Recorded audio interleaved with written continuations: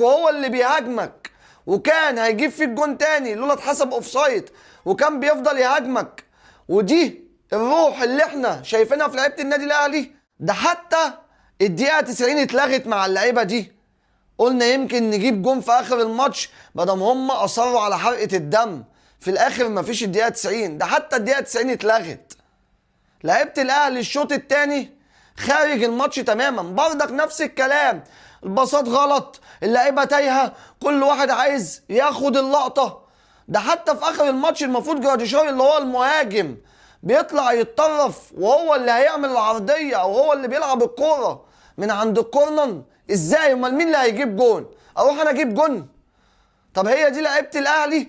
طب اللعيبه دي ناقصها ايه؟ يعني اللعيبه دي عليها اقساط مثلا عشان كده تايهه وشايله هم؟ امال احنا نعمل ايه؟ نضرب نفسنا بالنار اللي مستحملينكم وبنشجعكم كده؟ انا بقول بقى لو في لائحه اتعملت وهتطبق من الماتش ده، يبقى اللائحه تشتغل على التخين في الفريق، عشان احنا مش هنقبل نشوف الكلام ده تاني. والفرقه اللي بالشكل ده، قلتوا اللائحه هتطبق على الفرق القويه في حاله الاخفاق او الخساره او التعادل، والفرق الضعيفه كذلك الامر. طب انا مش عارف اصنف انبي اي فريق من دول، بس انا بقول لازم عقوبات ولازم فوقان، عشان احنا خلاص كده زهقتونا من الكوره. لعيبه الاهلي الشوط الثاني فعلا مش عارفه تعمل هجمه منظمه، مش عارفه تباصي باص مظبوط، مش عارفه تكسب انبي. يعني هنقول لكم مش عارفين تكسبوا مين تاني يا جماعه؟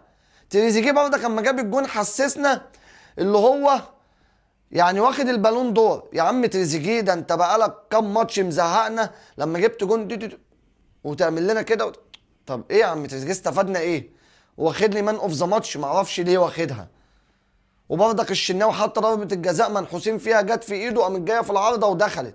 ومعرفش محمد الغازي ده حكم فعلا ولا جاي منين. انا مش عايز اخش في موضوع التحكيم كتير، بس انتوا متاكدين ان محمد الغازي ده حكم كوره؟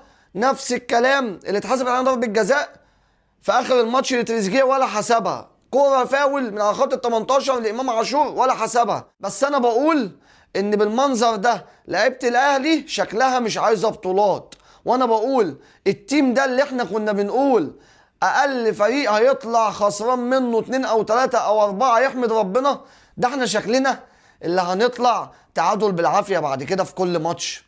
بجد زهقنا ونسينا اي حاجه فيها سمات النادي الاهلي من شويه الموظفين دول. معرفش ايه المطلوب مننا تاني غير اللي احنا بنفضل نساندكم وندعمكم